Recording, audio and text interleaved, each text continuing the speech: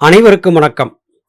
நாம் சித்தர் இடைக்காடர் பாடியருளிய ஞானக்கருத்துக்கள் பொதிந்த பாடல்களை பார்த்து கொண்டிருக்கிறோம். இன்றைய பதிவு இடைக்காட்டு சித்தர் பாடல்களின் இறுதிப்பதிவாக வருகிறது.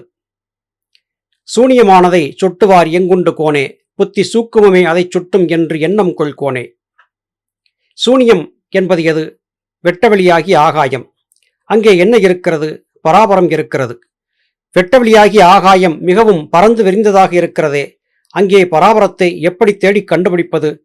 இது நம் அனைவருக்கும் இருக்கும் குழப்பம். அதற்கான தீர்வை சித்தர்கள் தெளிவாக சொல்லியிருக்கிறார்கள். அண்டத்தில் இருப்பது பிண்டத்திலும் இருக்கும் என்று.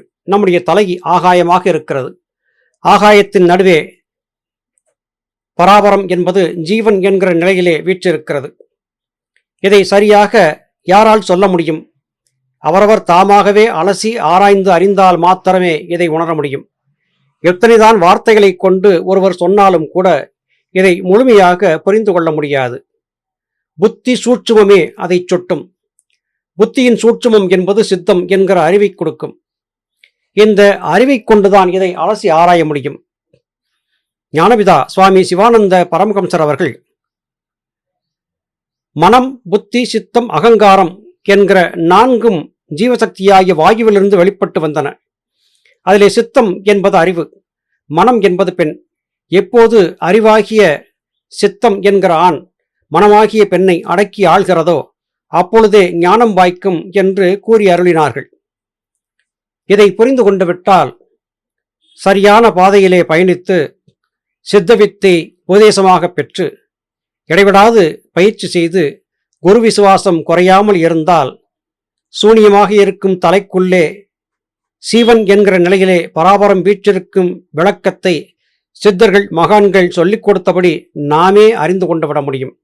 இந்த சூட்சுமத்தை அறிந்து கொள்வதற்கு அறிவை கொண்டு அலசி ஆராய்ந்து பார்க்க வேண்டும். அத்தோடு ஞான குருமார்களின் உதவியும் ஆசியும் அவசியம் வேண்டும் என்பது கருத்து. நித்தியம் ஆனது நேர்படிலே நிலை கோனே என்றும் நிற்கும் என்றே கண்டு நிச்சயம் கான் எங்கள் கோனே. நித்தியமானது, எப்போதும் இருப்பது, எந்தவிதமான மாற்றத்திற்கும் ஆளாகாதது, ஆனால் ஒவ்வொரு வினாடியும் விரிவடைந்து கொண்டே செல்வது, அது ஆகாயம் என்றாகும்.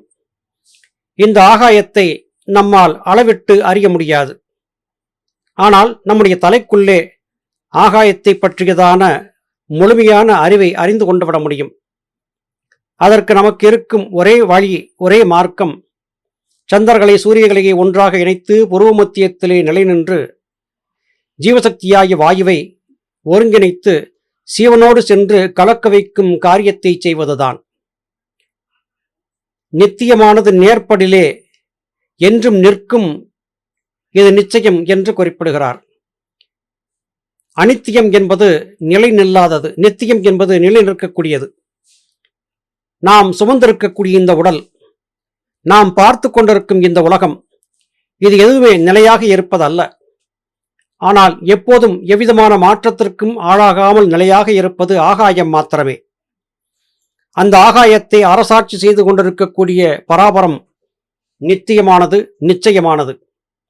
தலைக்குள்ளே இருக்கும் ஆகாயத்தை அறிந்து கொண்டு விட்டால் நிச்சயமான பராபர தத்துவத்தை நம்மால் புரிந்து கொண்டு விட முடியும் என்று இடைக்காட்டு சித்தர் இங்கே குறிப்பிடுகிறார்.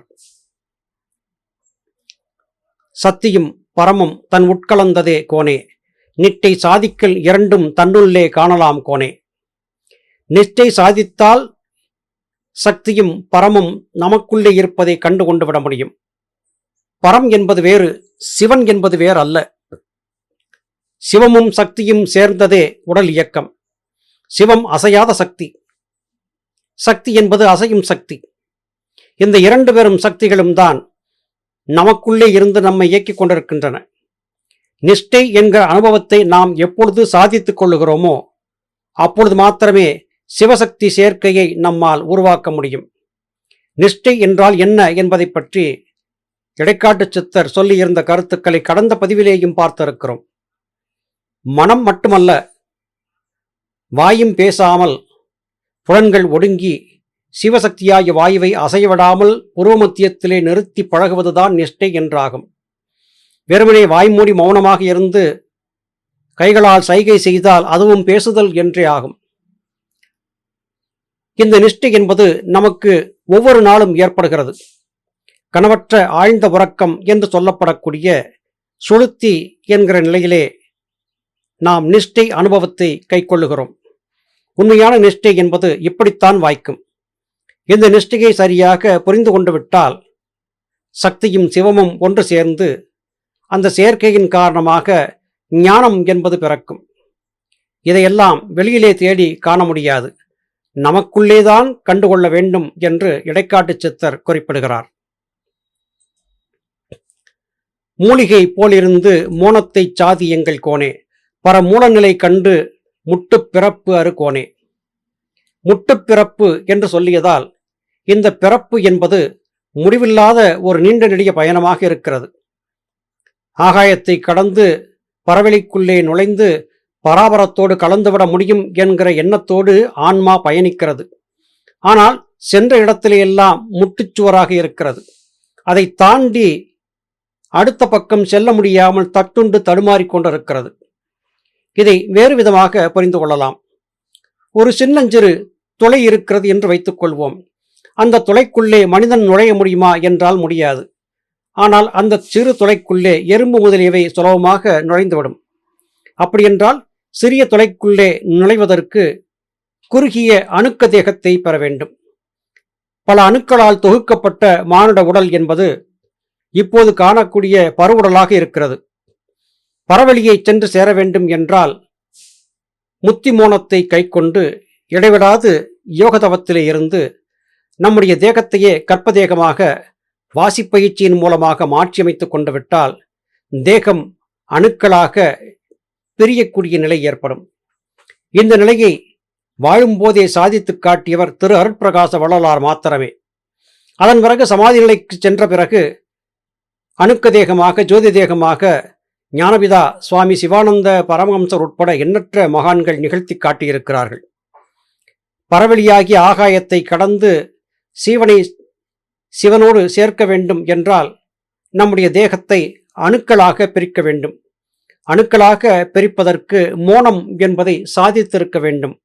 மோனம் என்பது நிஷ்டையை குறிக்கும். நிஷ்டையை சாதித்து பழக பழக ஞானம் என்பது கிடைக்கும். யோக சாதன பயிற்சிகளிலே ஈடுபடக்கூடியவர்கள் வெறும் பிராணாயாமத்தை மாத்திரம் செய்துவிட்டு நிஷ்டையை பழகாமல் இருந்து விடுகிறார்கள்.